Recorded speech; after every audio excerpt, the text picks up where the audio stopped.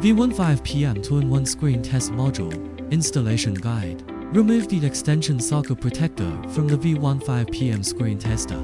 Align the 2-in-1 screen test module and snap it onto the V15PM horizontally. If you need to remove it, turn the device to the back side. Press the release button and pull out the module.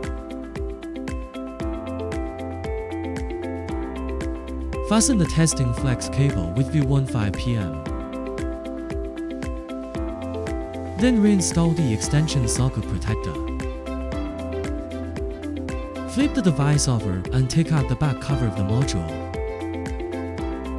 Use a screwdriver to fasten the 6 screws.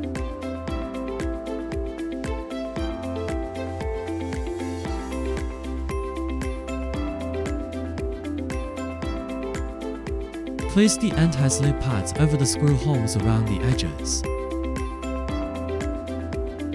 The installation of the V15PM 2-in-1 screen test module is complete.